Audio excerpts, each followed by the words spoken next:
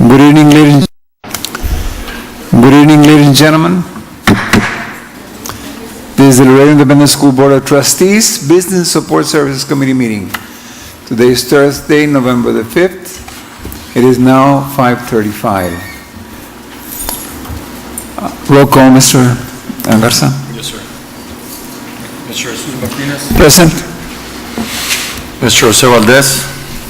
Mr. Ricardo Garza, present. Mr. Hector Niola. Absent. Dr. Celia May Moreno. Present. Mr. Hector Garcia. Present. Mr. Jose R. Perez. Absent. Absent. Okay. Would you all please stand for the Pledge of Allegiance?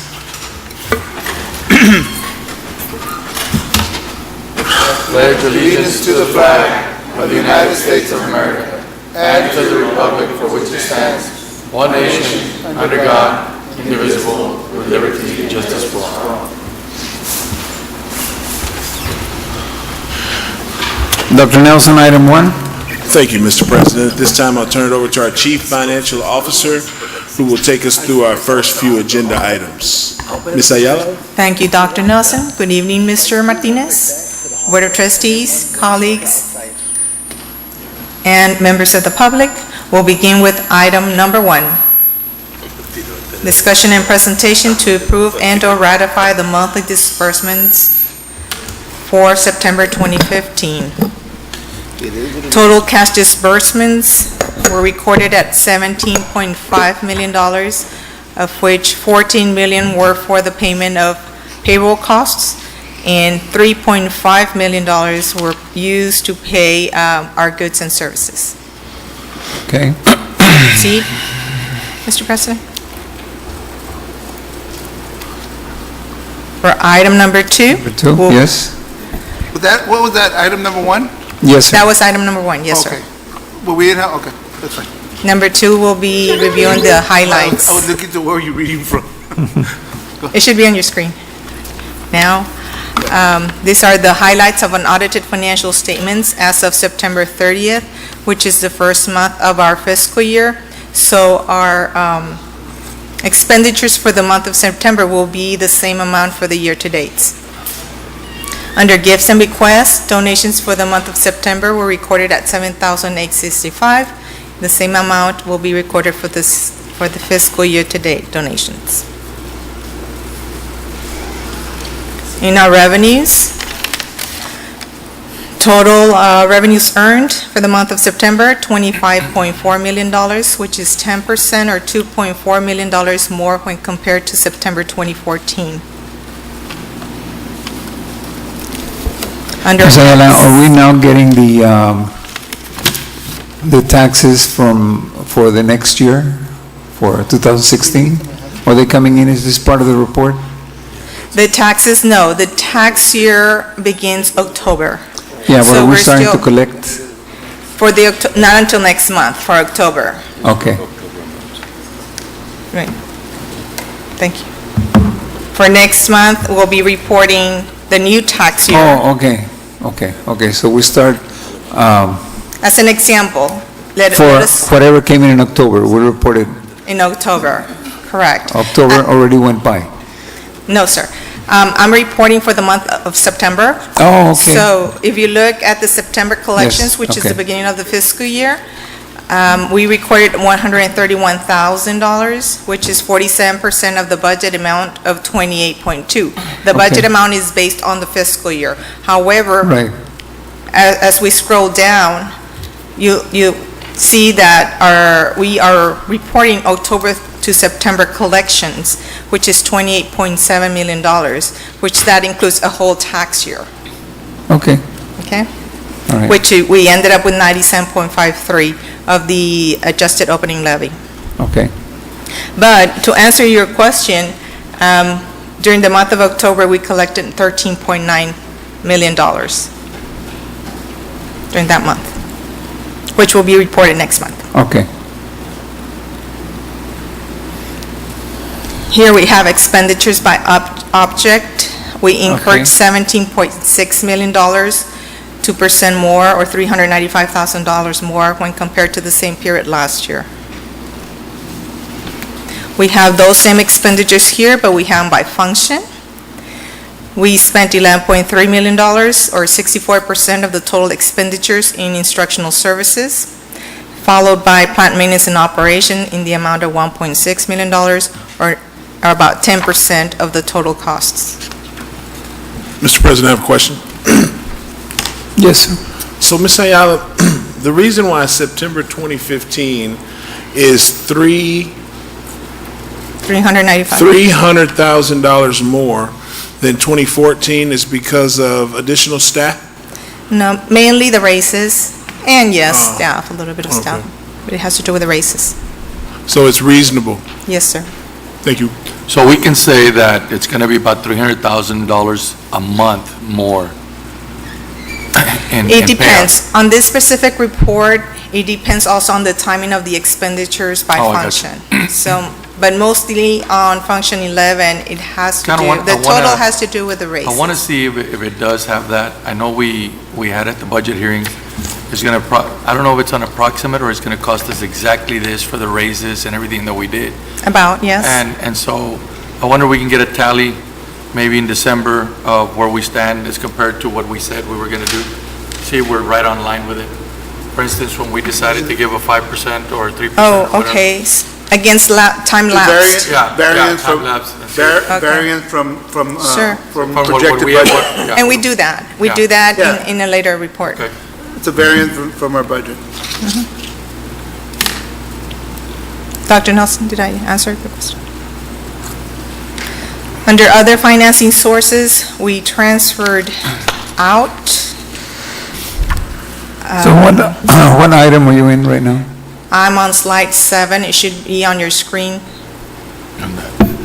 Okay, I know, but I was wondering, So, It's still item number going by 2. the, Item oh, I'm number sorry, 2. yes. Number 2? Number 2 of the agenda.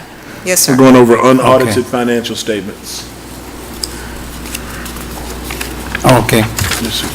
So our total transfers out for the month were $142,000, which is $131,000 more when compared to the same period last year. Here we have the administrative cost ratio, the standard being 11.05. Our budget has 8.32%, and the fiscal year-to-date amount, we have a 6%.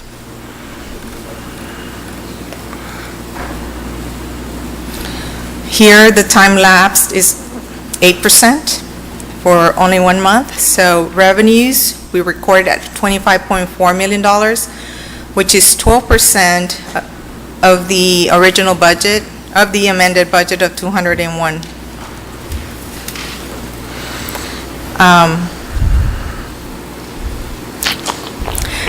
I need to apologize. The original budget is $191,000. We do have an Not 197. amendment there of, difference, and I don't know what's causing that difference, but So I'll report which that is to in- you. Is that amended budget not the correct one? I don't know what's causing that difference, Dr. Moreno. I didn't review that one, but I'll get you that report. It should be the same. The amended and the original? And the original right now should be the same. I'm thinking that maybe they roll some POs or something to pay that's causing that. I don't know. I can't explain, but I'll provide you that 2 more million? update. And it was 191 million, right, not 1,000? Yes, sir. Okay. It's in the millions, right. You're allowed one mistake a year. Monday? Huh? Yes. I said you're allowed one mistake a year. One mistake. Oh, You that- never have I one. got mine already earned. All right. The first one? That's what I'm saying. Yes, It's the not. first one all year. It's not. For the year? Nah, it's first one this week. We're going to strip away that So- plaque that she got from the state? Go ahead, Ms. Ayala. Under expenditures, we recorded 17.6, and we have also of 5.2, which both amounts represent 11.6% of the amended budget. Okay. That's because if you compare it to the lapse time, you'll see that it's 3 points over, and that's because of the encumbrances. Under child nutrition program, total revenues, $2.1 million, which is 11% of the budget of $19 million. Then we have expenditures of $900,000 with encumbrances of $8.3 million, which the sum represents 48% of the original budget.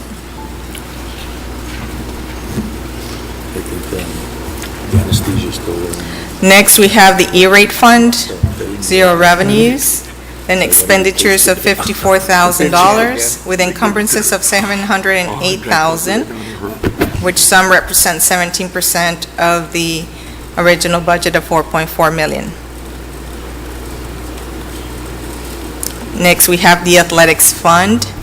Total revenues earned, $31,265, which is 15% of the budget, followed by expenditures of $91,000 with encumbrances of $219,000, whose sum represents 21% of the original budget. I'm sorry, in the initial, I don't know, we reported it in student services. I know we had talked about it, but it'd be fun to see I know the revenues for at Shirley Field have increased, and I'm seeing more and more people go out there. It'd be interesting to see how we compare from now on, year to year, and see how good that's doing. Also, maybe this weekend's game. I think, we've been pretty good about promoting it as much as we can and been bringing the interest level to a peak by Saturday. So it'd be interesting to see how it compares that year to year, and see where we stand with that and what we can do to continuously increase that. Sure. We'll work on the report. In the next meeting, it doesn't have to do with this, but the athletic part of it, now that hopefully there'll be the team in the playoffs, but the report that was done this week on the falls, I wanted to include football and bring it back to us when I'm actually present, because I do want to talk about what's our action plan as a school district on the programs that are not being successful in the last 3 years. May I respond to that? Sir, yes. We can do that, Mr. Garcia. Be happy to do it with enthusiasm, but I don't think the football season will be over with. No, next I week. said without the ones that are in the playoffs, because if they're in the playoffs, they really don't have nothing to They're worry in, about. right, okay. No, but everybody else So just does. chalk them up as Right. in by district and move on, okay. Next, we have our debt service fund. Total revenues earned $66,000, which is 0.25% of the budget, followed by expenditures of $1,500, which is less than 1% of the budgeted amount. But you can't see everything. Next, we have the special revenue funds. These funds will be reviewed on item number 9, so I'm going to skip over those. And lastly, we have the summary of construction funds. Are there any questions? I'm sorry, can you go to I'm not sure if going to 100% is going to make it clearer to us. Oh, over here. There? There you go, perfect, 85 and a half. So we're going to cover this spreadsheet in item number 9. See, but now you lost the top. Are there any questions on the construction funds? Okay.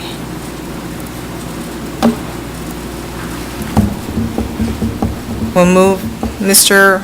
Martinez? May I Yes, proceed? item 3. Go ahead. Item 3, discussion and presentation on the following budget amendments.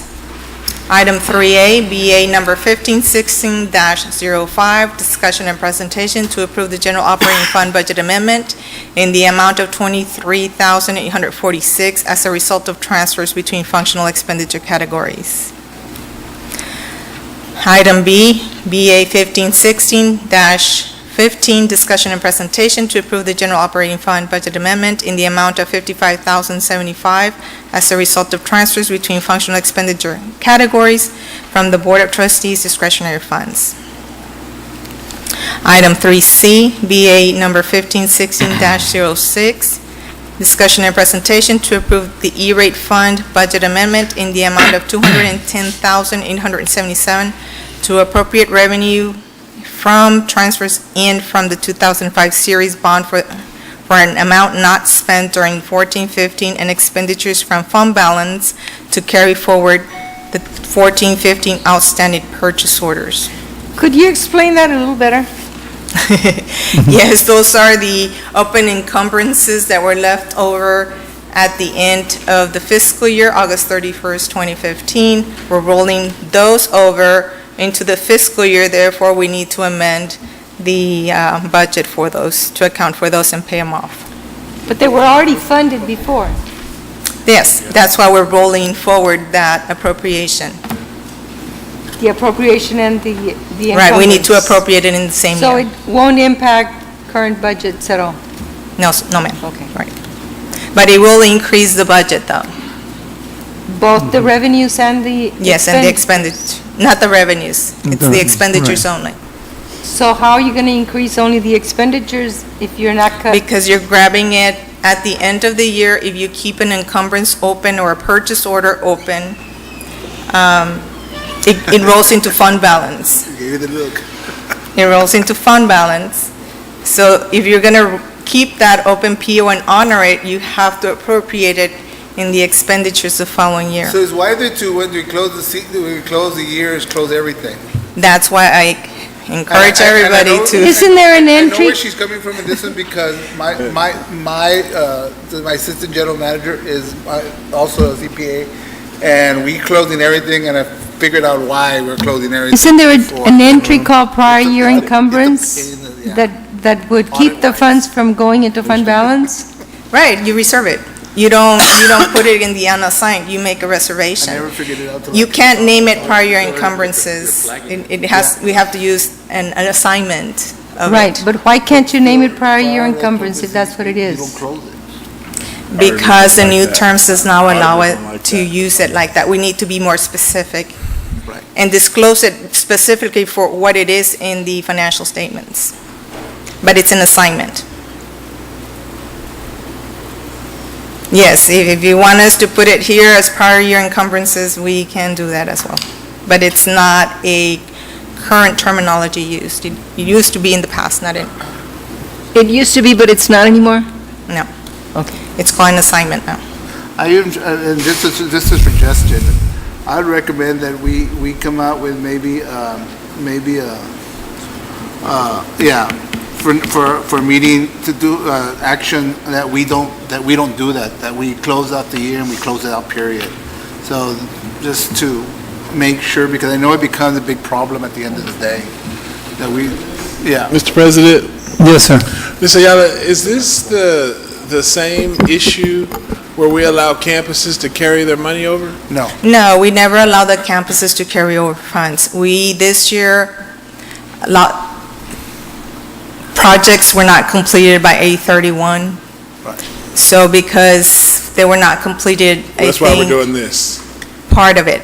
Then you go into the other items and it's the same. But this doesn't affect principals, accounts, and all that, because these are organizations. This is the No, bigger no. pictures. What this This- affects is when we say that a project is going to be done by August 31st, And was not completed. and we have a situation like weather, where it goes into September, and we need to make some kind of documentation in our finances to appropriate monies to pay for that activity from last year. You roll forward the purchase order. Yes, sir. Yeah, that I understand. So But I don't anything- mind, so- Anything new that's coming up, because I know that we had talked about something about a month that we knew we were not gonna finish on time, that we need to say, you know what, no, let's throw it to the next year. So what you're saying, though, is that if the board takes action to not carry things forward, Unless. Prior approval. Right. Or So- in a project that was being Understand. built that was weather delayed. That That's all. We need means to that study we that. have to be ready to go with these projects. Right. January. September. Right, No, right. Well, not September too. January. Right. September, so that within that fiscal year, they can get done. Otherwise, it's not going to happen. Anything that you have a PO under, anything you have a PO under already Those- written, those are established. construction. Mr. President, may I call Angel Velasquez to the podium? I think we just need to look at it. We will look at it. I just need to get one quick question real quick, Mr. Velasquez. So right now on the capital improvement, Mr. Velasquez, right now on the capital improvement plan, $1 million in identified activity, construction activity, $500,000 in equipment. On the $1 million, have we already done what we needed to do to start those? Yes, most of them. I mean, we still have some, like, some canopies that we need to produce some drawings. We're in the process of completing everything. I know that, most of the amount that we're discussing right now is not necessarily CIP, but I know that we had some canopies that were already built, but we hadn't finished the completion and punch list and, different, I guess a portion of the project was still pending at the end of August 31st. And, because of weather, because of different reasons, we had to, complete those projects September, October at the most. But as of right now, everything is 100%. So the appeal has been issued across the board with what you're going to start? In the middle So of the then- year, let's say April, May. That means it started, but- so then that's why we have to go through this process right now. Correct. The point I'm trying to make, and we really have spoke about this enough, we can bring it up some other time, but I'm saying that we tend to bring projects through our process, procurement and construction, and they don't normally start till December or January or later. That is correct, yeah. And that's because of how they have to be procured, or, It's part of it, like, I can give you some examples, they have like to with draw canopies, you plans. need to make the assessment, work with the engineer, Engineering. come back with the drawings and procurement, construction and all those kinds of things. I just want to honor Dr. Moreno's comments that, so in the next CIP, if the goal is on September 2nd to start on them, then what do we need to do financially and construction management-wise so that those projects start the day the fiscal year starts, instead of waiting 3 months for the engineering? Sounds like it's something we can talk about. Yeah, Definitely. and you know what, the food for thought, and I don't know if it can be done, Ms. Ayala, can we on a project, can we partially say, you know what, this is a project where partially putting out whatever funding that we need, that we know by September, by the end of the fiscal year, that's all we're gonna need. And then the second part of it, funded at the beginning of the next year, so. On a it's- new budget. It's on the new budget, so we can finish it off. Good Or like question. Mr. Garza said, you know Yes, what? the answer is yes. You can Yeah. do it two ways. One, by rolling forward Good those point. same funds Right. into the new year, or we can only roll forward the purchase order, authorized purchase order, and use new funding. You can issue two POs. You can give one to the engineer, whoever's designing the project. We can use the same one. Yeah, or with an amendment, with sublettering, I guess, A for the engineer, B for the contractor. And then, once it's issued, letter B, until the first shovel gets in the ground, that's when the other PO gets started. And let me add that, for instance, if we issue a purchase order in June for $500,000, and most of the job got completed by August 31st, 400,000, we don't roll forward the whole Yeah. $500,000. We only roll forward 100,000, what's left of the project. Okay, just for food for thought. Thank you. Good stuff. Okay. In 3D, it's the same information. The amount is $686,796, and that has to do with projects funded under the general fund, which is Fund 199. What we just discussed was the E-rate fund, Fund 180. Why don't you go ahead and read it for the record, Ms. Ayala? So BA how is this different when we're building a school? Yes, very good question. When we built a school, we used the capital projects funds, which they start with a 600 fund. All the bond proceeds are accounted for on a project basis. They're not funded under the definition of, The 3C was bond proceeds, that's why I was asking. the 3 seats we're transferring in because we're using some of those proceeds to fund E-rate projects. We're bringing it into the 180. $210,000, it turns out. That makes sense.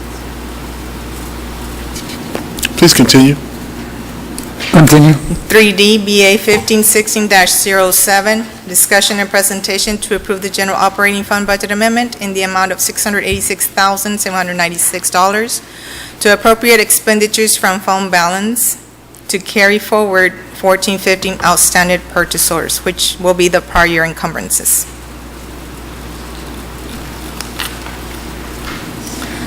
So we are going to see an increase in expenditures, but not an equivalent increase in revenues. Correct. The appropriations, the expenditures should be greater than the revenues at the end of the year if we receive 100% of our revenues. And wouldn't that be bad? Because then No. it shows you have a negative budget. Yes, you would see, you would not have an excess of revenues over expenditures. You're right. Because we brought in expenditures, we removed the reservation from the But fund when you turn balance. these into the state, No, at ma'am. some point, won't they show that you're operating a budget No. that's in the red? No, because when we prepare the annual financial report, in the management discussion and analysis, I'm explaining what's causing everything, The prior year? right? So, item 3E, BA 1516-08, discussion and presentation to approve the 2014 bond series in the amount of $2,880,000 to allocate funds for the construction of 6 new instructional classrooms at Dr. Joaquin G. Cigarroa Middle School based on the estimated costs. Quick question, Mr. Velazquez, what classrooms are building? They're building science labs, or they're building regular classrooms? Are they what are the 6 rooms they're building? We're basically just replacing the portables that we have on site currently. I understand that, I'm not sure 100%, but I want to say that those are regular classrooms. They're not And- science. No, it's just like They're regular classrooms over there. in Regular that- science They have a classrooms? little portable city on the northeast corner, Correct. southeast So corner. we're something like that. basically replacing those portables with a permanent structure and Can we- attaching it to the Can main we, just to talk to the principal, can we actually just have that discussion that if, right now, to look at the science labs, to see if the science labs are up to date, and if they're not up to date, then maybe 1 or 2 of those classrooms be actually converted to science labs, and what the science labs are now, just keep them as classroom, that way we're up to date, so we're killing 2 birds with 1 stone, Yes, sir. just updating those. Yes, sir. Okay. Because Do that. science is changing so much these days. Sure. Yes. Okay. It is. Item 3F, BA 1516-09, discussion and presentation to approve the 2014 bond series in the amount of $1,700,000 to allocate funds for the Veterans Field and district-wide parking lot improvements based on estimated cost. Dr. Nelson,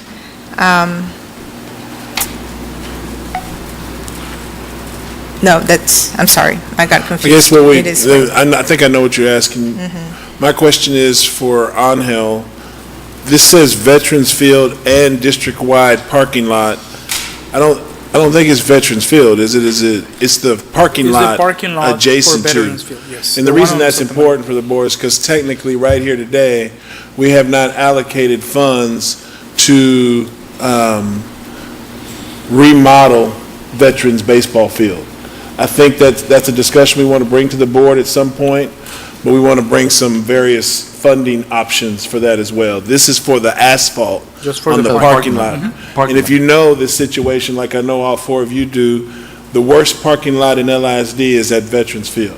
It's got the most potholes, and so the way it reads, though, please correct me if I'm wrong, Ms. Ayala, we just want to be clear, it's not Veterans Field. Correct. Thank you. The parking lot needs to be done in cement.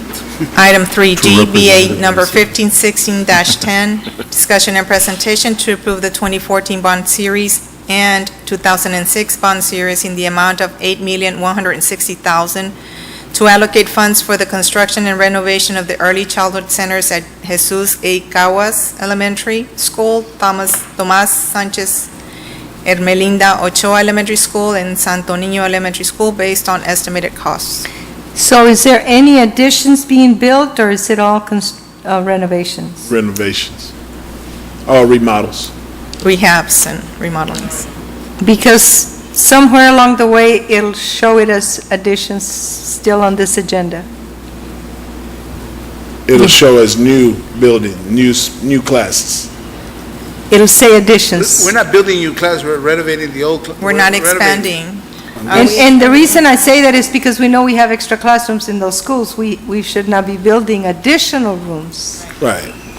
Yeah, it's basically renovations, most of it. We're adding some restrooms, some, additional areas. You know, that I are think needed. about Sanchez Ochoa, they're Yes. not connected, and so we're going to connect them. Correct. That's, So you're right, it's renovations, it's not new classrooms. New and we will- classrooms. It's not additional classrooms. Are there No, any ma'am. new classrooms being built? well, just the area that Dr. Nelson No, is classrooms, I discussing. know we're connecting, those are not classrooms, those are connecting. No, these are, building to it's all building. just It's renovations. just renovation. Restrooms are not new Exits. buildings. No, it's basically the same rooms. I mean, Now, we're there are new exploring. restrooms that don't Correct. exist today. Right. And but also, not- there's a possibility, depending on the results from the research from the architect on TEA, of modifying the size, but, within the same shell. The word addition is also because of, we're adding some canopies and some pick-up, drop-off at Caguas, in addition to. So we will confirm that and make sure that there are no new classrooms. That was the answer. Okay. Good, good.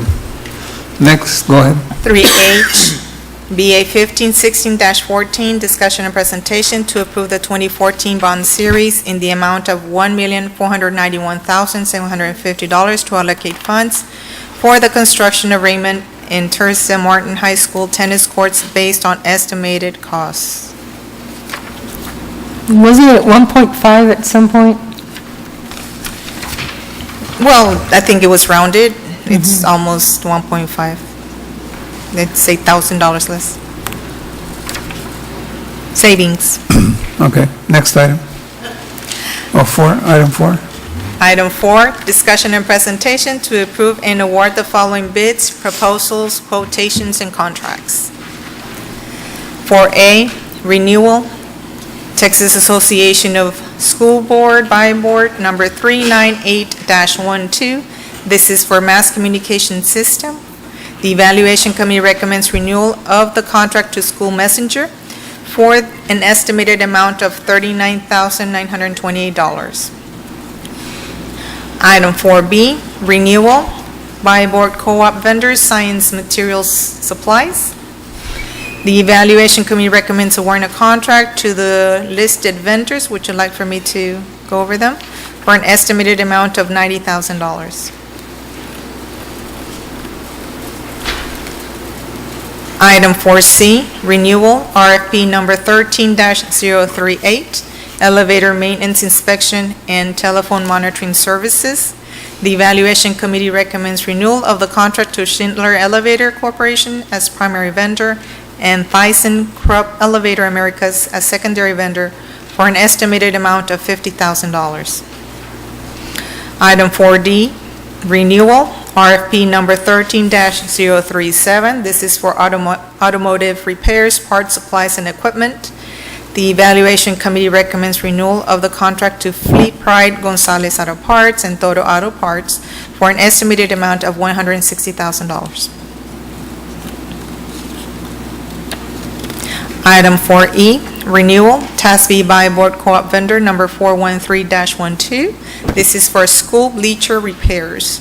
The evaluation committee recommends renewal of the contract to Specialty Supply and Installation LLC for an estimated amount of $33,160. Item 4F, renewal. This is the TASB by Board Co-op vendor number 407-12. This is for postal services. The evaluation committee recommends renewal of the contract to Pitney Bowes for an estimated amount of $75,000. Item 4G, renewal. This is for, from the Department of Information Resources Co-op, number DIR-SDD-1780. This is for wireless GPS services. The evaluation committee recommends renewal of the contract to Spring Solutions for an estimated amount of $35,112. Item 4H, renewal, RFP number 14-042. This is for expendable office supplies. The evaluation committee recommends renewal of the contracts to Executive Office Supplies, Quill Corporation, Patria Office Supplies, and Gulf Coast Paper for an estimated amount of $300,000. Item 4I, this is a Region 1 Co-op vendor number 14-11-06, and TASB buy board vendor number 449-14/487-15, and this is for educational materials and supplies. The Evaluation Committee recommends awarding the contracts to the following, to the list of vendors for an estimated amount of $850,000.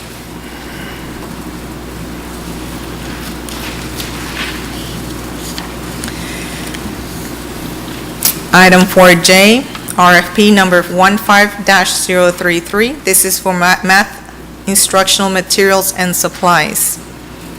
The Evaluation Committee recommends awarding a contract to those listed on the item. Would you like for me to name them? No? And that will be for an estimated amount of $75,000. Quick question for Ms. Ramirez. With all these purchases of math supply and all that means that every kid in our district has books, everywhere. Yes, sir. We're not lacking books anywhere, we're not anywhere. No, this is not textbooks, this is Well, I'm just saying material, I'm just saying, I know we materials, supplies but I'm saying across the district, for every teacher, yes. every kid, okay, good. And this math stuff is what, for elementary, for middle school, for high school? This is all level, and it's... All level? It's hands-on materials and additional supplies. That the teacher they're asking for? It's year-round, so it's for the whole year from now until next year, so they order us as needed to refund. Yeah, because it just, that's what I want to see, because $75,000 to me is like, for a district this big, Yeah, but she bought $850,000 on the agenda item before. and it's math, So- but it's something else. It's for all kind of stuff. It's all kind of materials It's and all kind of class manipulatives materials. Okay. and, yeah, it's, I just want to make sure. Thank you. No question, just, Item 4K, no, I wasn't mad, I was just, I think 850 is kind of high. Item 4K, TASB buy board co-op vendor number 416-12. This is for dust and wet mops rentals. The Evaluation Committee recommends awarding a contract to UniFirst for an estimated amount of $55,000.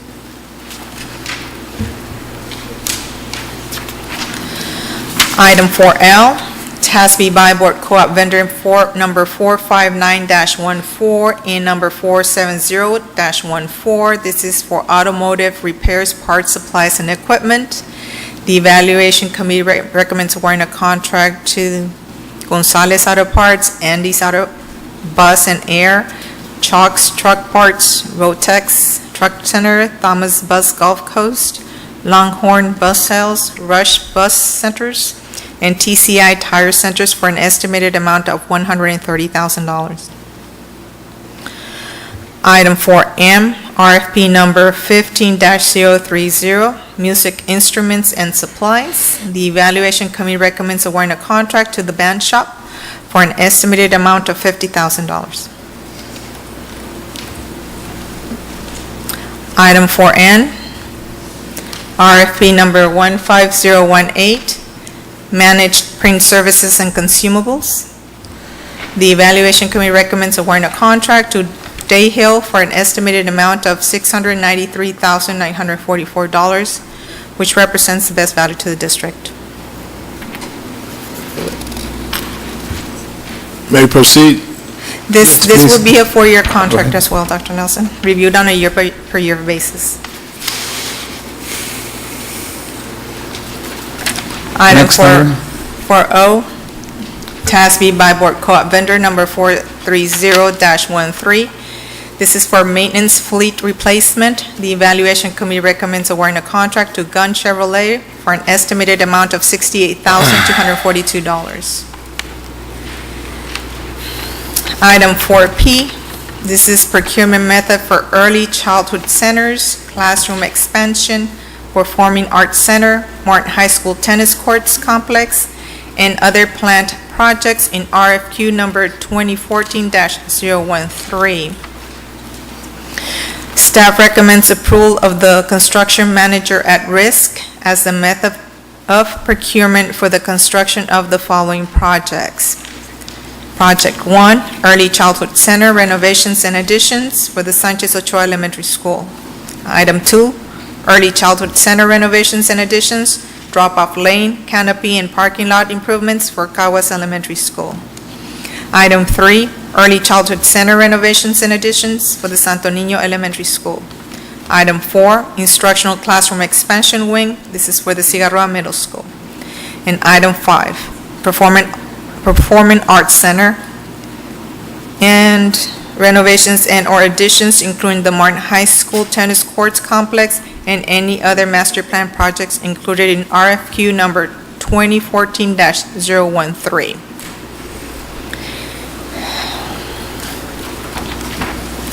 Item 4Q, procurement method for parking lot improvements. Staff recommends approval of the request for competitive sealed proposals as the method of procurement for the construction of the following projects. Project number 1, Santa Maria Street Veterans Field Parking Lot Improvements.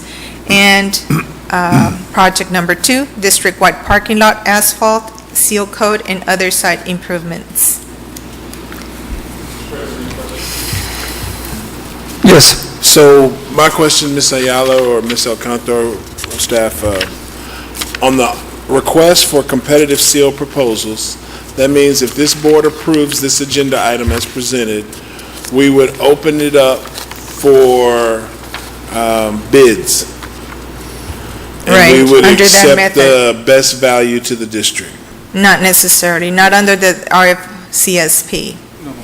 It does not have to be, It doesn't have to be the lowest price. The last one, Right. 4Q. Right, that's what I best said, value. best value. not I the just wanted to lowest price. clarify that with the board, because I sense that's going to come back up. Thank you.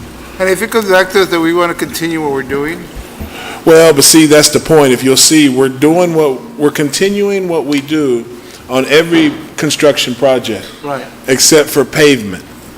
And so cleaning up the pavement, we're saying we're going to go out for bids.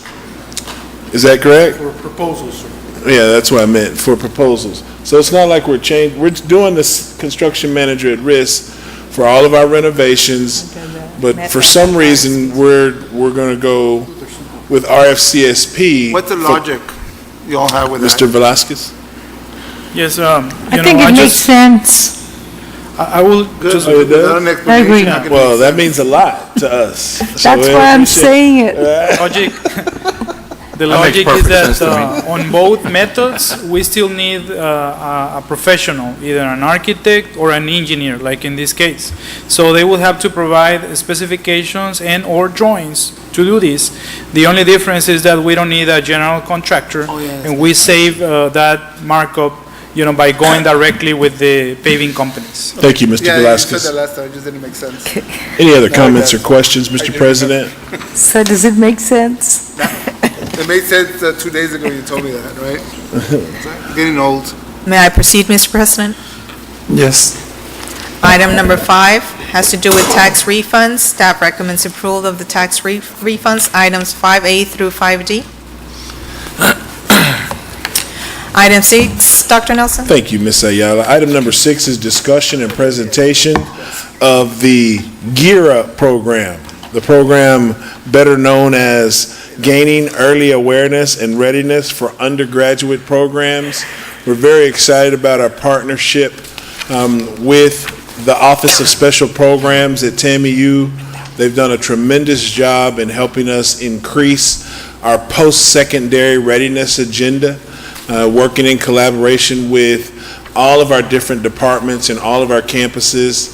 We have a host of Gear Up teammates here tonight to just make sure that they support the presentation, as you will see from our Office of Secondary Education. I don't need to introduce them all, but I'll just introduce Dr. Rick Moreno. He will be part of the presentation. He can introduce several of our other special guests tonight. So with that, we'll turn it over to Mr. Pettis for a brief presentation. You have a paper copy of it right here. Thank you, Mr. Dr. Pettis. Nelson. Good evening, Board President, Mr. Martinez, board members, staff members, LISD staff. Yes, this evening we'd like to give a brief update on this program. So Gear Up is a 7-year discretionary grant program that is intended to increase the number of our low-income students to make sure that they are ultimately enrolled in post-secondary education. So it is in its 5th year of implementation at all of our high schools at this point in time. We're very fortunate to have this program. We have, as the expectations, 100% of our students that are serviced, they are currently 11th graders, that they will graduate from high school, that they will enroll in post-secondary education, college of their choice, and eventually graduate from college. So, serviced from that particular class, Yes, ma'am. are they servicing all the students, or is it a certain percentage of them? All of the 11th graders. All of the 11th grade? Yes, ma'am. The cohort group. So just to give you a brief update as to, I mentioned that they started as a cohort at 7th grade, and so our program provided substantial funding to provide all the activities that I'll go into in a second. And so you see a synopsis there of the total amount that has been funded up to this point. We are in year 5, and you see the totals by campus. The allocation is based on the number of students that are being serviced at that particular campus, based on enrollment. Once a student doesn't keep up with their grade level, they're dropped from it. And that's the key to this program, is to be able to provide through staffing and through counseling and through interventions to make sure that they are continuing with the cohort group. So a lot of intervention programs are provided to these students, whereby it be counseling by site coordinators or college coaches, so that they don't fall behind. But if they do, they are dropped from the program. No, they're not dropped They're from the never program. dropped? They are. We follow up with them. But if they don't reach that, what do you?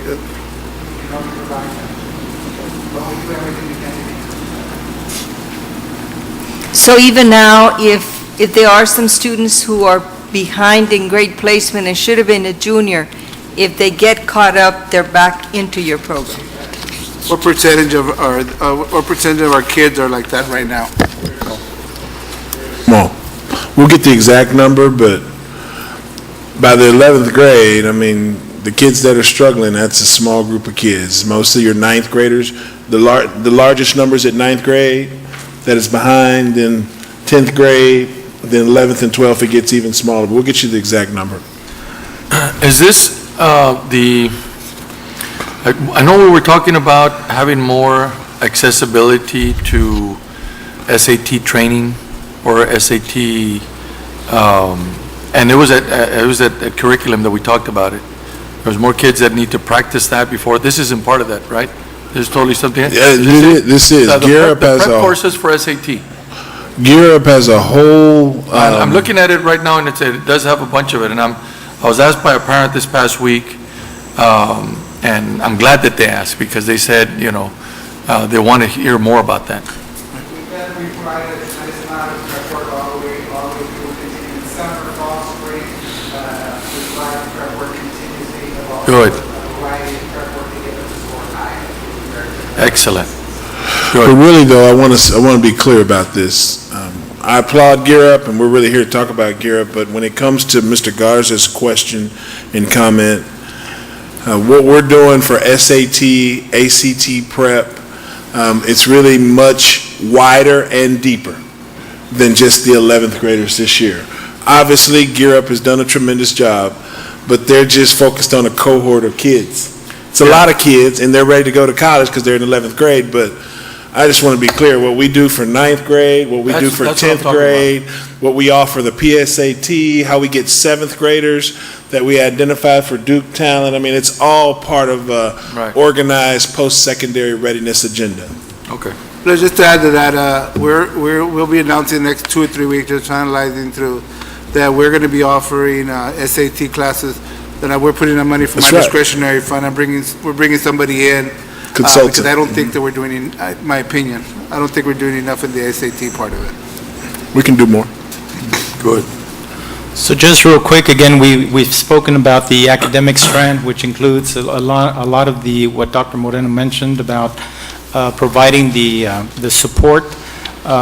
We have the college tours, supplies and materials.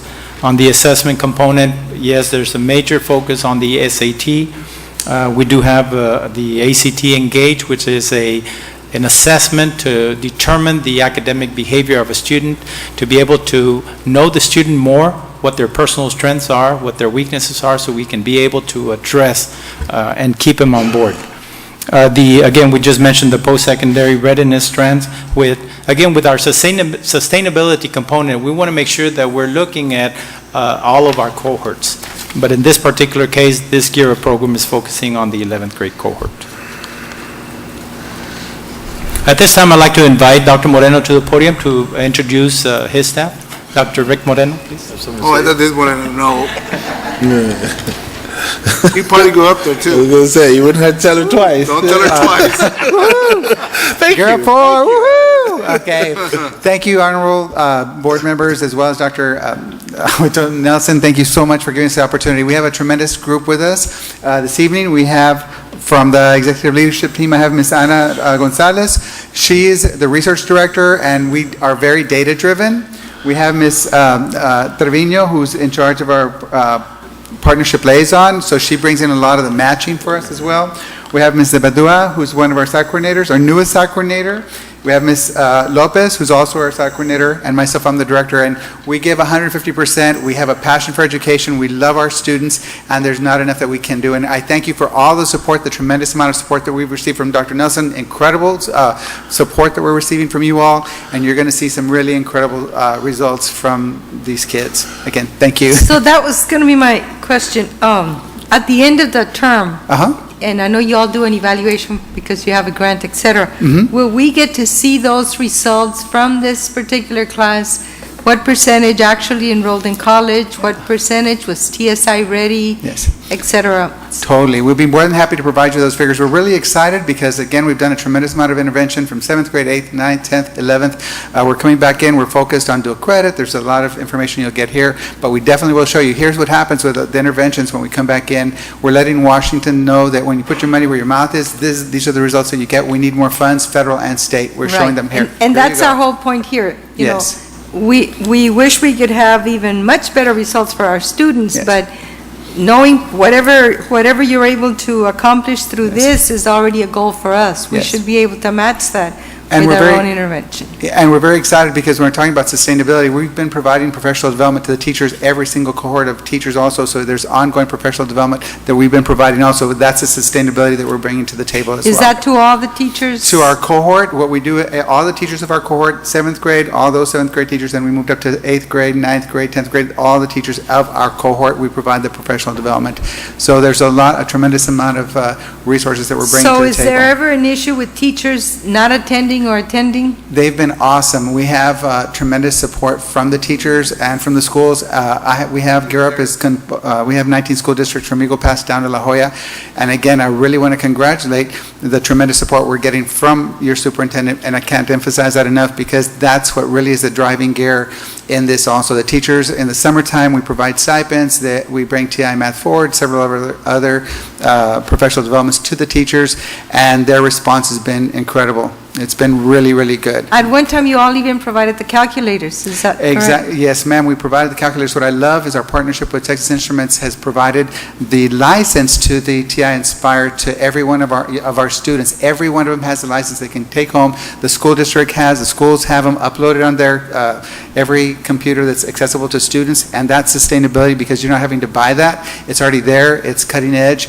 and it's provided every single year. So Texas Instruments has been a tremendous partner with us and with all of our school districts. And again, we've received a tremendous amount of support from every one of our schools. Every one of the schools, the principals have worked very closely with us, and I've been very happy to report to Washington, D.C. They give me 5 minutes to talk, I take one breath, and I don't stop talking until that little bell rings and they're looking at me, do you breathe? No, what we're doing is just incredible, but it's a partnership. It's the school district, it's the teachers, it's the principals, it's the parents, all working together to have that student walk across the stage. Mr. President? Two things real quick. Number one, I applaud your enthusiasm, the support of your group. They work hard. Our site coordinators, want to thank them for their work as well. Really, the two things I would add for the board to just be aware of as we continue our work. Number one, the funding is it's cyclical. Can't be disappointed. And so, it's at Washington, and the guy that was the champion for it, what was the African-American senator's name from Pennsylvania? Chaka. Anyways, he was indicted the day after we met him, and so I'm a little he's indicted, so for bribery. He's from Philadelphia. And I say that because of our conversations with Congressman Cuellar. Because I don't know how they're discussing Gear Up, but it has been funded since the Bill Clinton administration. Yes, that's correct. And it's something for us to pay attention to and advocate that the Gear Up program that the Office of Special Programs at TAMU has staff, we have staff, and we need that funded. Mm-hmm. The second thing, so that's really to the board, the second thing is to you and Ms. Gonzalez. I've said this to you in private, and I want to say it again. They have lots of wonderful programs that are competitive. So they will send people, and they have so much enthusiasm, and I just love working with you. But they have an essay contest going on right now. Yes.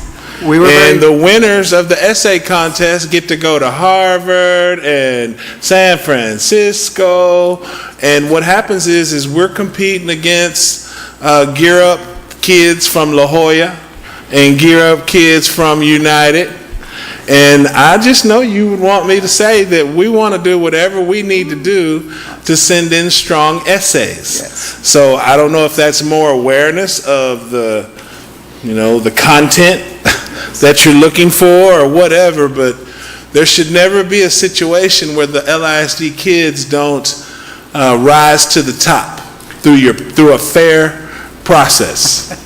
It's been incredible. We took 30 kids to the Ivy League universities. The dialogue that we had with them was just incredible. We paid for everything. The kids would come up to me, Dr. Moreno, my parents could never have afforded the flights, the hotels. We pay for everything. Yeah. And it's been it's beautiful watching these kids leave so pumped up and so excited. They come from some really struggling backgrounds, socioeconomics and stuff, and so that's what we have, that writing contest coming up. We've configured Ms. Gonzalez has worked very closely with ACT, and the configuration of this assessment is aligning to the analytical skills for the actual ACT, so they don't know it, but we're actually strengthening their analytical skills so that when they take the ACT, we should blow the ACT scores seriously out of the county, out of the state. It's really awesome. So a lot of hard work is going in, and again, I can't thank the teachers, the support that we've received. That's what makes it successful. It's a synergy that happens when we all come together. It takes a whole village to raise a child. That's an understatement, and I cannot thank you enough for your support. Thank you, Dr. Moreno. One more thing. I want to congratulate you. I know you're full of energy. My brother worked with you for many years, and you all do an outstanding job. Have we in the district, Bobby, have we actually seen these kids? Have we compared what they're done, the STARS and all the different tests that we do to see what the difference is? Have we made a study on our own to see, are they succeeding in our test? Yeah, the STAR, and where are they? How are they different from the kids that are not in this program? The answer to do that. The answer is yes. We've started that. Where the analysis really begins is as they start to apply to college. So the class of 2016, which is this cohort right now, 17. Right now, we should get a little baseline on the class of 2016. How many kids got admitted to college? And then the next year, it should jump because of Gear Up. it should, and then the next year, you'd almost expect it to have a little decline because you weren't working with the class behind them. But right now is where we really do that analysis and Yeah, because I make some like to decisions. see what our kids have done and when they tested in the 7th grade and the 8th grade. And I like to see a report and the teachers that are in this program, that are in our district, how successful are they in the classroom? That's what I want to, We'll do all that's that. what I like to know. Definitely. On our part, with not only their kids, but Yeah. all the other kids. Sure. You also want to use the baseline to the prior cohort before ours, because because of the sustainability and the interventions we've been doing, you should see that the effect even after our cohort leaves. But a good analysis would be also to compare the group ahead of ours too, because there's been no intervention with that group, and so that would be a good comparison too. Well, let me ask you something. I have two comments on that. Dissertation, somebody's dissertation. Whatever source of water y'all are drinking over there, if you can bring it over here, it'd be good. Number two, this is where, and it might be wrong to say this, but this is for me, that's why the testing is so ridiculous to me, and it just doesn't make any sense. Standardized testing should be just completely outlawed, and anybody who wants to challenge me on that, I'd be glad to have a conversation with you, because this is what I'm talking about. The more kids we get into college, I don't care if their standardized testing scores are low. I don't care if our schools are barely passing. So long as our graduation rates are up and our college attendance and the kids are going to college, that's really, to me, that's what matters at the end of the day. And so if that enthusiasm that you have right now and y'all are doing, congratulations.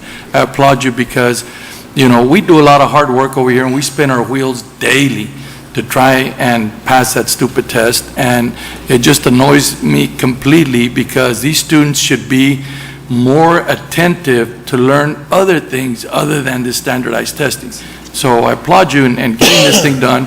It puts a break. It's like swimming with 100-pound cement block shoes, when this test is just bringing us down, and we should be teaching that kind of stuff to kids from day one. We're also excited because when we talk about education, one thing that I hear when I go to Washington is, well, Dr. Moreno, not everybody's meant to get a four-year degree. And I'm going like, we are the McDonald's of education. We promote one-year certificates, two-year certificates, associate's degrees, bachelor's degrees, all the way to PhDs. It's everything. It's individualizing that goal, that dream for that student. The salaries are tremendous for one-year, two-year certificates. There's some two-year associate's degrees that will start you off at $60,000, phlebotomy, you name it. So we push everything. It's what does the student want to be? What is that student's goal? And we want to make that dream, that goal come true, and you can take it from there. So that's where we come from. Good job. Good job. Thank you, Dr. Moreno. Any other comments or questions, Mr. President? If not, may we have permission to proceed? Yes, go ahead, please. Item number 7 is discussion and presentation of the Memorandum of Understanding between Laredo Independent School District and Alamo Public Telecommunications Council, doing business as KLRN at no cost to the district. Members of the board, this is a MOU that we're excited to bring. It basically just expands our partnership with KLRN. They provide digital content in all of our core areas, and we recommend approval on consent agenda. Any comments or questions? No. Go ahead, next item. Item number 8 is discussion and presentation on the upcoming mandated public hearing on a Superior First rating. Members of the board, as you know, we have come to that time of the year where we complete our School Financial Integrity Rating System of Texas hearing. We have scheduled that hearing for a week from today at 5:15.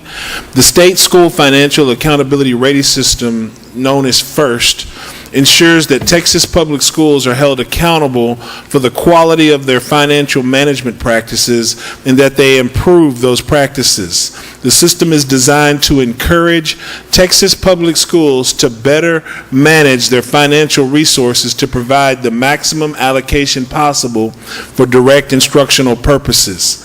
For the record, the district's FIRST rating is how TEA gives us our accreditation status. There has been 20 indicators in the past. They have reduced that this year to 7.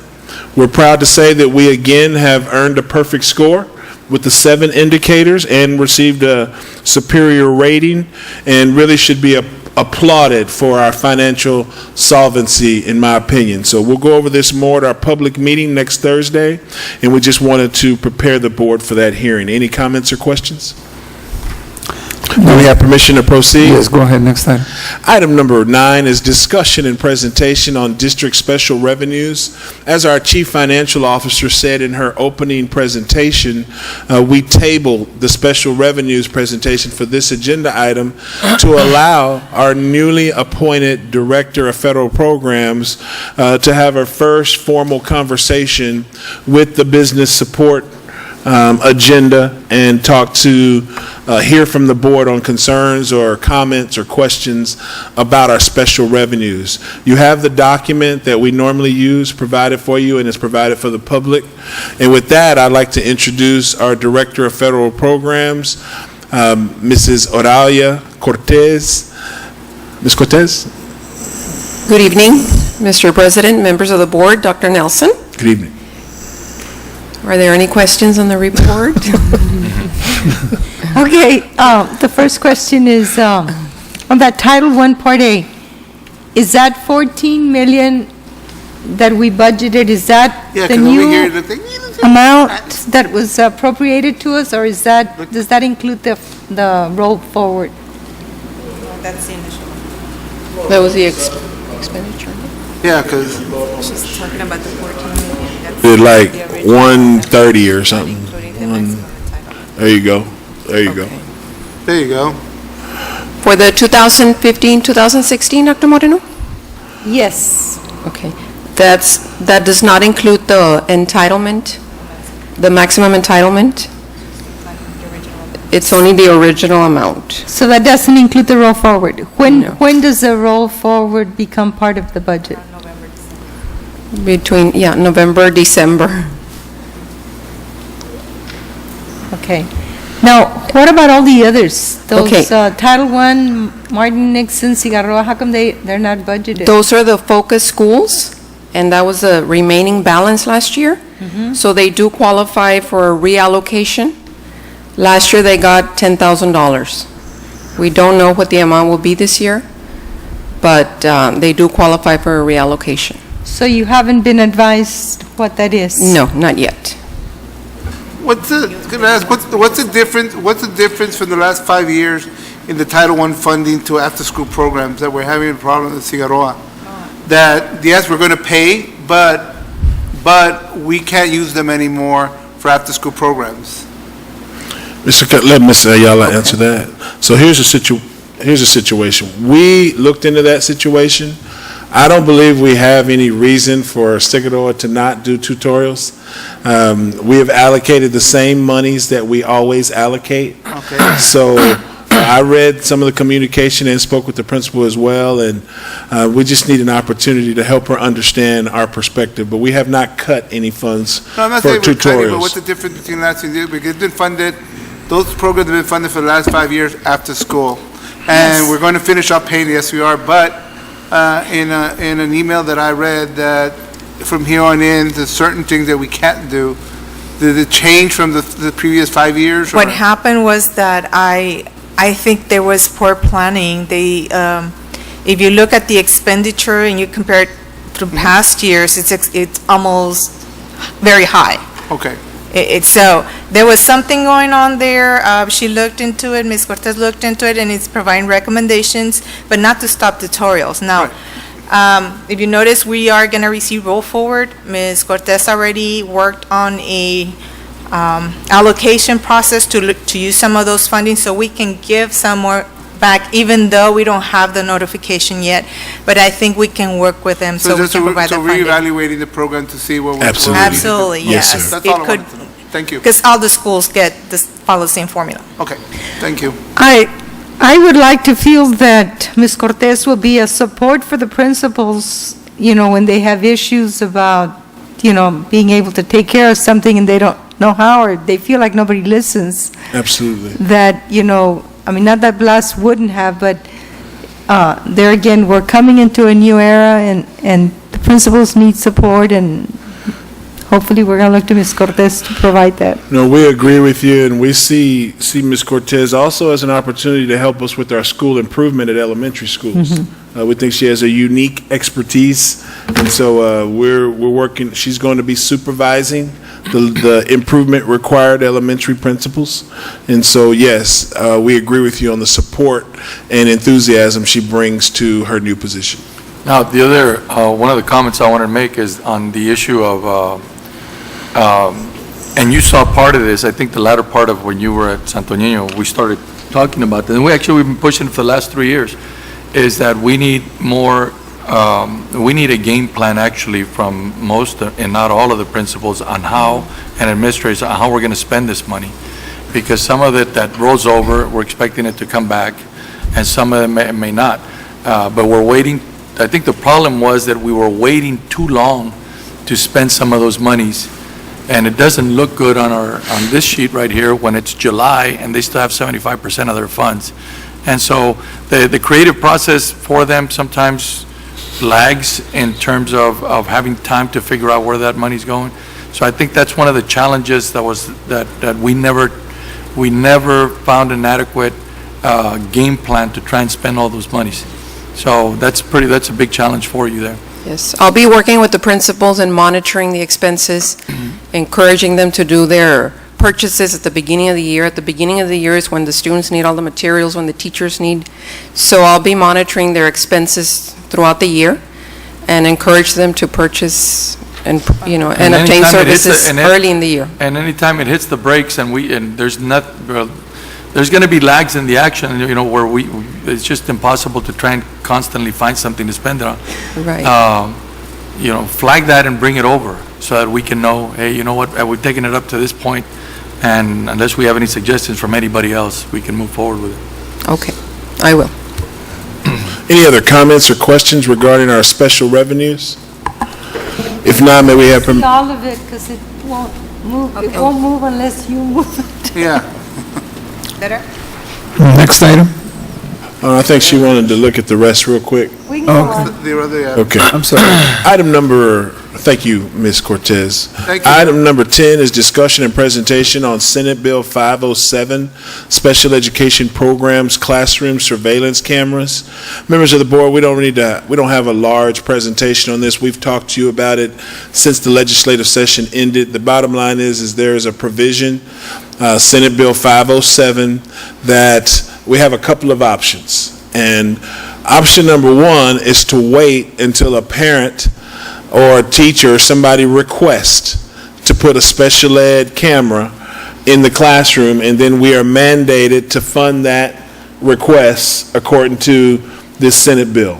The other option, which is a little more costly, is to go ahead and identify funds to place approximately 200 cameras in our special ed classrooms all at one time so that we meet that unfunded mandate. How much of that can come from special education money? Well, at this point, our special ed does not have a threshold to pay for that. You want to say something, Ms. Ayala? You can't. This is a legislative mandate. Whenever we have mandates, we have to use local funds. Well, that mandate should come with money. Oh, well, you need to tell that it's called an unfunded mandate. Senator Zaffarani and Representative Raymond. It is an unfunded mandate. We do have some information regarding that House bill, and it does says that we have to go after grants and whatnot, that we can't use federal funds. Let me ask you this. And it's in that attachment. Even though it has that,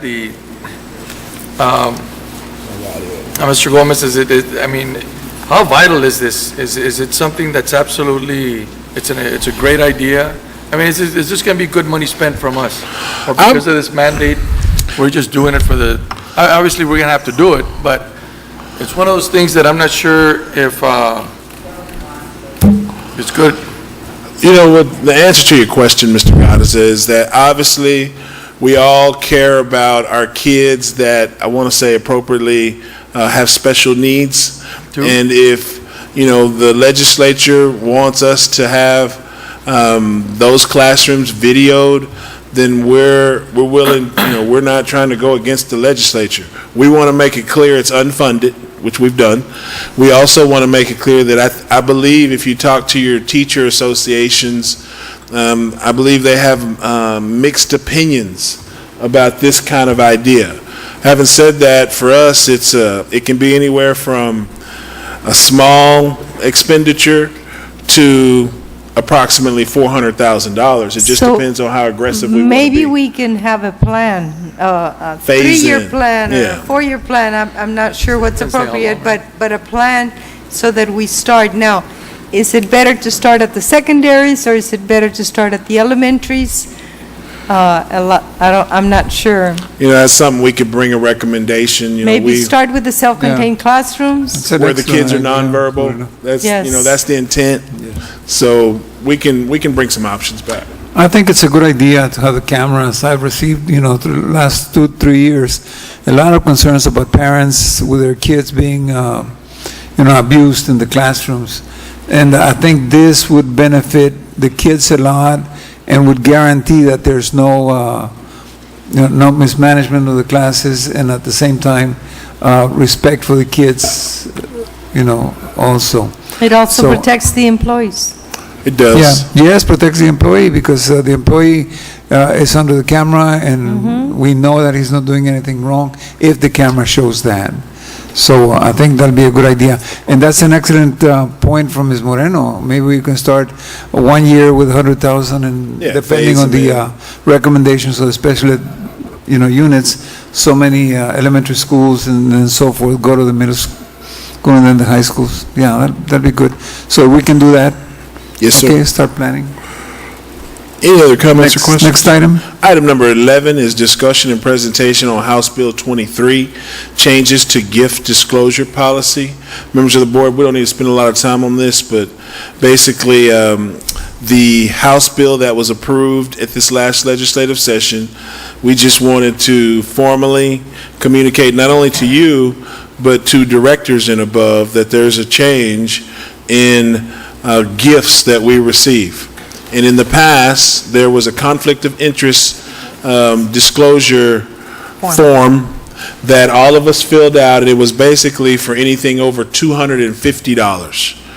And now that's been reduced to $100. So basically, for some of our people that are new, I'll just use my office as an example. We're expected to keep a running ledger of gifts that we receive, and when anything over $100 has to be reported, or it shouldn't happen. In the aggregate, when you reach, in total, $100, you need to start disclosing. So like The same applies for- we're buying things like sweaters for the Board of Trustees. Well, those are things now, it didn't ever get close to $250. But now we just wanted to have that dinners don't count. The policy's in your background information, but we just wanted to be transparent and make sure that we're in compliance with any state law. Okay, next item. Item number 12 is discussion and presentation to accept and approve the final completion and the release of retainage in the amount of $26,769.90 to Davila Zertucci JV Limited Liability Corporation regarding request for competitive seal proposal number 15011, district canopy work. That is from our capital improvement plan from 2014-2015. We're at the point where we've finished up these projects, these canopies, and we're recommending approval of this release of final monies owed to this company. Any comments or questions? Yeah, just to make sure that we do a final walkthrough amongst us, and make sure that everything is, the dirt and everything is leveled off, the trash is hauled off, and that all canopies are done per spec. Okay, next item. Item number 13 is discussion and presentation of improvement required IR campuses and school improvement plans as required by the Texas Accountability and Intervention System guidelines.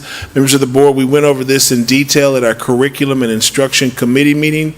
We also have a mandatory hearing scheduled for Thursday, next Thursday.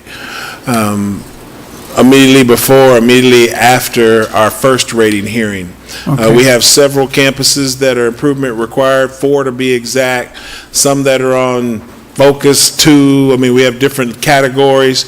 Our Director of Federal Programs is well aware of our compliance expectations, and we're well aware of the board's expectations of us to improve this priority and critical urgent area. Any comments or questions? Next item.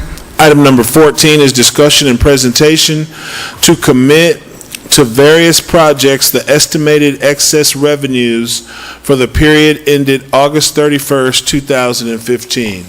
Members of the board, you have in the background information a one-page document that it basically has a big X on 4 boxes. Those are the 4 boxes that we presented at the last time we had this discussion.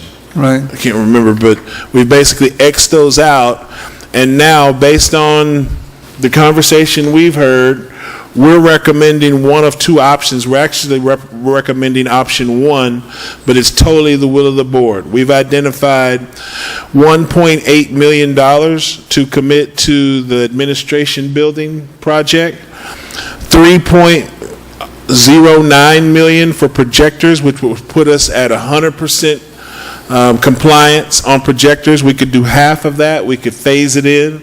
We could do a year, but that's, if you remember the iPad discussion, Yes. Our attitude is we're going to be bringing a recommendation to purchase additional iPads through our federal funds, the remaining federal funds, but it's not a one-to-one. So what we wanted to do is, even though we don't go one-to-one on iPads immediately, we're going to buy some more carts, 1 for each campus, our recommendation. But we are going to get these projectors. I can't remember. I think it's 200 that we get. I'm not sure, but it's $3 million worth. The other thing is the band uniforms. We think that that's a priority, and we recommend excess revenues usage for that. The moving presentation that plant facilities mentioned on all of our moves for special ed, testing, and finishing up those projects from Old Lamar. Special ed cameras, based on the previous agenda item, maybe we don't want to commit $390,000 because that's 200 cameras, and that's not a phase-in.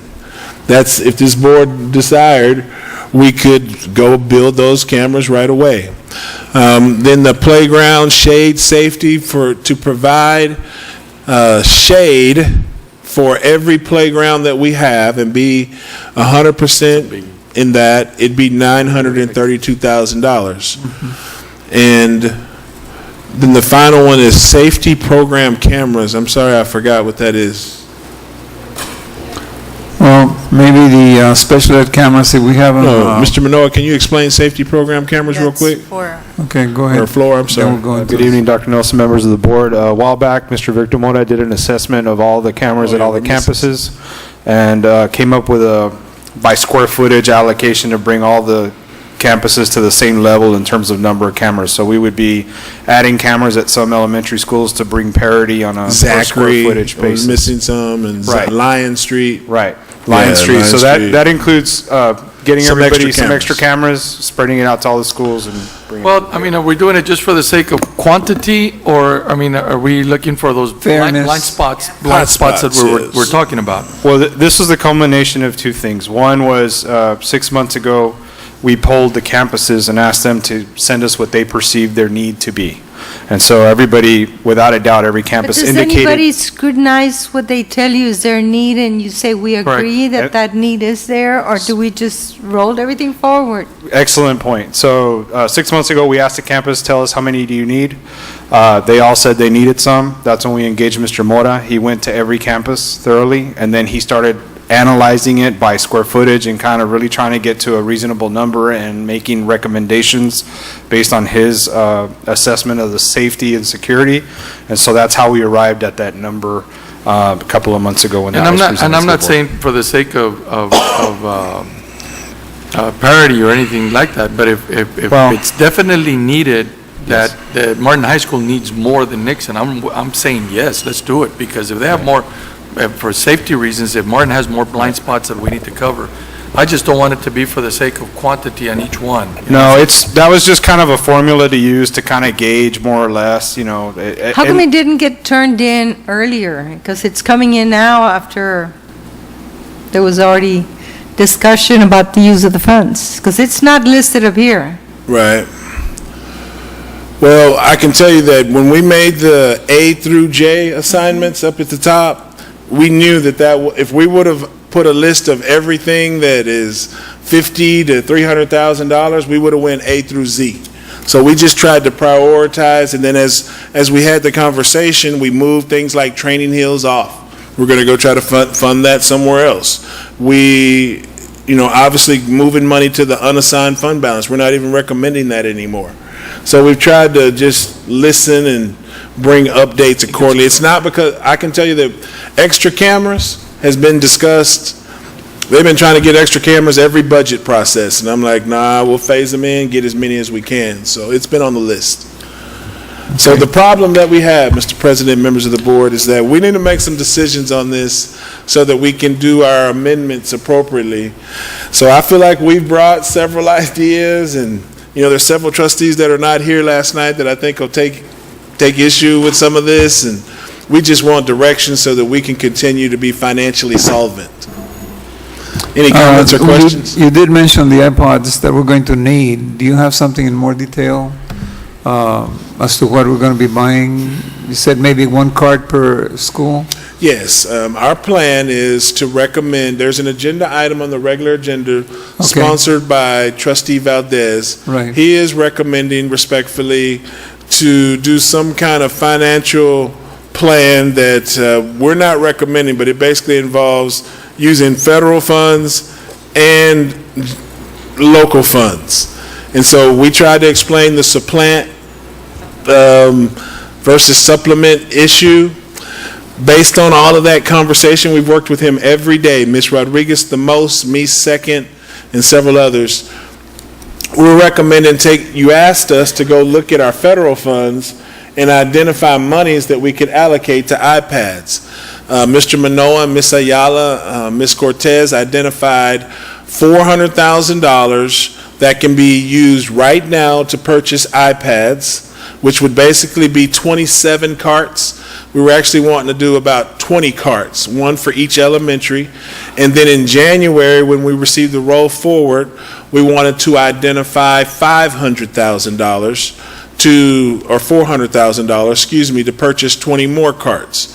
All of this is in junction with an implementation plan.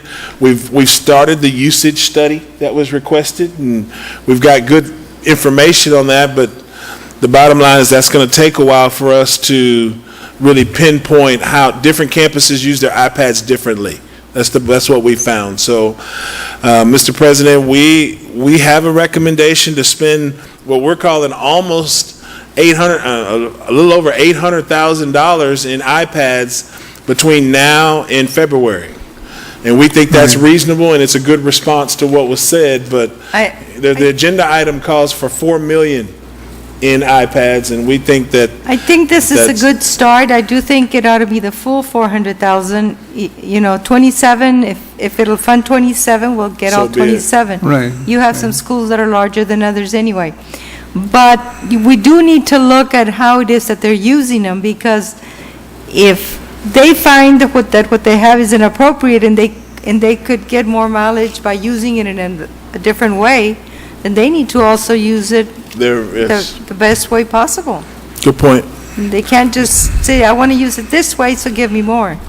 I agree, and that's really what's happening. I don't want to get into it too much more. Well, we need to show us who's using what, how they're using it. Well, and the administration recommendations, it's perfect. And I think because you really want to have anything and everything. When you have excess monies like this, you want to have it spent in things that are going to be as durable for between 5, 10, 15 years, Sure. And so we can get the iPads. The iPads are probably going to be, something's going to happen to them over the next 2 or 3 years, and they're not going to last. So I'm thinking that that's just money that if we can use federal funds for, use it. But I think most of the stuff, if you really look at it, it's about 5 to 10 years in usage. So you know, you want to have something that has a little bit more return for your bang, you know, for your money.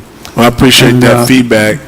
one more We have some information to give you tonight on usage that I think will begin to address some of your concerns. The bottom line, though, is, and I really think we've talked about this enough, we can talk about it more offline, but the bottom line is we're going to need to make some decisions about this, and what I'm afraid is going to happen is that we're going to delay the action because we're not real sure how much do we commit to. And then we won't be able to spend it during that year.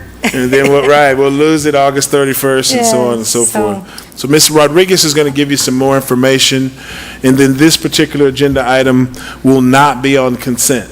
This agenda item will be on the regular agenda for us to have a nice formal conversation about. Also, I don't know if there's any way, Mr. Manoa, that we can move some federal funds from one area to another and create a little bit more money for iPads instead of what we have right now? Or does it come very specifically as to how much or how it has to be spent? We can move it, but that would require making an amendment to our application, which would delay us being able to use the funding. So if we had some funding already identified in Title I for some technology purpose, and we wanted to reallocate it to iPads, then it would probably put us into the December, January timeframe anyway. So we would recommend waiting to see what the full picture is of our federal funds. I'm just thinking of Mr. Valdez. You know, he's very concerned, and he feels like technology is very important at the, elementary grades. And if we can use some of our funds, from the regular budget to fill in things that are in the federal funds, then we can use some of the federal funds to buy some more iPads. Right. If we can do that, maybe we can take some of this money, look at that. maybe $300,000-400,000 more to fill in the gaps in the federal funds, and then buy some more iPads from the federal funds, and then $400,000 more, and then that would be very acceptable by Mr. Valdez. Yes, we'll definitely look at that, Mr. Martinez? We can, because if we do not use the federal funds for this, and we get the iPods from our funds. Then from here on out, we have to get them from our funds. But if we can move some of the monies in the federal funds, Which is to what another they've area. done. They've said that we could take $400,000 first semester and another I understand $400,000 that. second. But if we can, maybe using it for staff, if we can use some of the staff money in the federal funds, let's say $300,000 or $400,000 more, and then we can use those $400,000 more You mean from the federal funds to buy more switch over, iPads. let's say, $400,000 that's currently being paid from federal funds, Right, to switch it over to a regular budget? right, yes. And That use is that not- money so that you right, have, yes. instead of 800,000, you want 1,200. 1,200, a million. Yes, a million point two. I mean, that's one thing that I think Mr. Valdez would appreciate quite a bit. And of course. You won't his- appreciate 800,000? No, he's not going to appreciate one more. 1,000, no? No. I mean, he wants more. It's two cards, and plus you still need to figure out. Cards might not be enough in his mind, and maybe in He mine has to see either. it as 27 iPads, not as, how many? Yeah, it's 20 iPads per It's card. not one- 25. 20 iPads per card. That's 20 close to iPads per card. 2,000. 25. Yes. Right. But there's a lot of kids, there's a lot of classrooms, Now, and a lot of classrooms does are this not having affect- this benefit, and that's what he's thinking, and I agree with him. I just want to, for it to be as clear as possible that it doesn't affect our ability to tap into those federal funds later on. Yes, that was my question. Well, and that's our point. I mean, Yeah, the idea is we use that- it once and we do that, and when it affects us from this point on, then I don't even want to. Yes, no, of course not. We wouldn't want that either. But if we can move the funds from, back to technology, some of the funds in the federal funds, then we can use some of our funds to build that gap, and then have a little bit more in technology and buy some more They're giving him iPads. almost $1 million. So. Right. None of our team wants to spend $8 million to go one-on-one. So if we're not going to go one-to-one, then we got to have something smaller than that. It's not going to be one-to-one. So that's why 100,000 is reasonable, 400,000 is reasonable, but it's not going to be 8 million. So if it's not going to be 8 million, then we're never going to have one-to-one. So he's saying questions like, how are you using them? Well, we're using them the best we can. The best we can. We've got but carts. you can have more.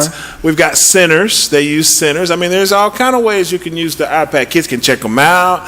How they use them at elementary and how they use them at middle school is a little bit different. Saturdays is different than how they use them after school. I mean, it's technology. So we embrace it.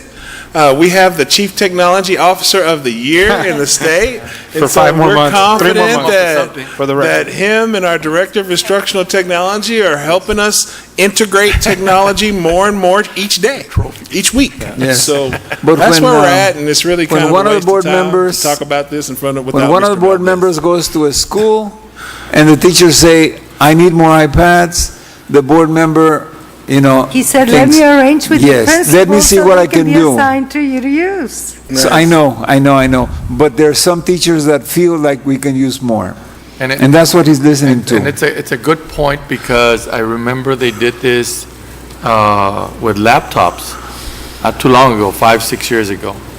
I think half of them were returned. The rest were either damaged, broken, or whatever after that. And that's really where I'm saying that this wouldn't be feasible for this funds right here, because if we already know that children will be children, and it's going to happen, that they're going to be damaged, that's one of the reasons that you want to have them and have certain amounts that are allocated to certain kids or are kept in a certain area so that they can use them right there and then. But I know when they started taking those laptops home, half of them didn't come back because they were lost, or I'm not sure if that's the way it happened, but I think there wasn't a full inventory because either they were broken or they just wouldn't return. And this was about 4 or 5 years ago. I don't think it was half, but we do have that. I mean, the amount, issue. well, if you put a number of the ones that were returned and that were operational after that, was a low number. And what about the special ed cameras? We're appropriating for 200 here. Shall we keep that? I think we should, might as well. And then we have the other two, 200,000. 5 to 10 years, yeah. Yeah, okay, then we will keep the 200 cameras there, Dr. Nelson. Yes, sir, I'm listening. Okay, and then next time we'll appropriate the other 200 cameras and we'll be fine with special ed. No, Playground it's already shade. got the special ed. Isn't that the full amount right there? Yes, that takes care of all the That takes cameras. care Well, of I think, I all. thought you said 400. No, 390. I'm sorry, I 400 kind of rounded it. in terms of money. Yes. In I terms was- of money, not in terms of. Oh, okay. Adding 10,000 for some Okay, cables. okay, fine. This That's funds it great. completely. Okay, that's perfect. Thank you. So, all right, well, that's clear, and we look forward to that discussion next Thursday. May we have permission to proceed? Well, these are the training hills were for the ROTC? No, the training, they could be. They could be. We were wanting to buy one for each school. It's some technology that we learned about at the TASB conference. Right. It was in the vendor fair, and they are these huge hills. Several school districts are using them to train their kids, and it's kind of like stadium stairs, with the exception Oh, okay. you can run up them backwards, Yeah, yeah, yeah. and they're I like equipment. that. So, That's something that we lasts for removed 5 it because years. we felt like we could find some other sources. If not, I told the athletic director we would put it in the 2016, 2017 budget and bring it through that process. So either way, it was our idea. No one came to us with it, so we were just trying to give our kids some state-of-the-art equipment. We will consider. All right, so we'll continue this discussion. I'm sure it's not finished yet. 100% sure. Next item, please. Item number 15 is discussion and presentation on the 2016 Webb County Appraisal District budget. Members of the board, we have the background information on the budget for the Webb County Appraisal District. The bottom line is we are expected to allocate $369,827, which is a $26,222 increase from how much we committed to WebCAD last year. So that's where we're at. We're recommending approval of this budget so that we can do what we need to do. Any comments Have or? we appropriated the, whatever amount we need? Yes, ma'am. Okay. Okay, we're fine. Next item. Item number 16 is discussion and presentation on a resolution to cast votes in favor of a candidate to the Webb County Appraisal District's Board of Directors. As you know, members of the board, we voted at our last board meeting to have the board president be our representative on the slate of people eligible to receive votes. Now what we need to do is, our recommendation as staff is to allocate our 368 votes to Mr. Jesus Martinez in favor of Mr. Martinez. You need 840 votes in order to have representation, and so we're not sure where that's going to be because United has changed their mind and allocated their votes to LCC, but we want to go ahead and allocate our 368 to Mr. Martinez. Any comments or questions? In other words, we might not have representation at the appraisal district for the next 2 years. Yes, sir. Okay. The United School District has over 2,000 votes, and they gave a percentage of theirs to LCC, which had not representation before. And because of a change in laws, now they can be represented. So they went with them, and in that case, then we might not have enough to have representations, but we're trying. We're there. We'll still allocate the 300 to you. Yeah, Yes. anyway. Okay. Yes. May we proceed, Mr. President? Yes, sir. That brings us to communications and updates, and I just wanted to begin, number one, by recognizing and thanking the La Posada Hotel under the direction of trustee Hector Garcia. He put together today an outstanding Martin versus Nixon friendship breakfast. It was full of rivalry and tradition, and I would like to recognize the Director of Communications and the entire communications staff, her team, including Jeanette Martinez and Mimi Valdez and Claudia Rodriguez. All the ITV crew did an outstanding job in putting together a great day. Kind of want to recognize our internal auditor as she has on her Hunter Green today. I know she's not a Nixon Mustang at all, but no, seriously, we just want to invite everyone out Saturday at 7 o'clock to Shirley Field for one of the biggest community events that we can have. I also want to recognize our hardworking and dedicated athletic director. He's been selling tickets from sun up to sundown, and we've had a line and been working just very hard at that, and we're going to have a beautiful facility to highlight beautiful kids competing, and we'll see who wins the hammer. Also, our communications, 1 week from today, we have our regularly scheduled board meeting. Here we'll have hearings beginning at 5 o'clock on first and on school improvement, and then our board meeting immediately following. And we're going to have recognition of the veterans, Dr. Nelson, at the football game, right? Yes, the veterans are provided for free. Yes. And we're going to recognize them at halftime. And on Monday, we have our SPC, special called meeting to go over the formative evaluation of the superintendent. So that'll be at 5:30 here in the Emery boardroom. That concludes our communications and updates. That's it? That's it? Anything else? No, nothing else? We're adjourned. Thank you. South Padre. I was like, what are you talking about?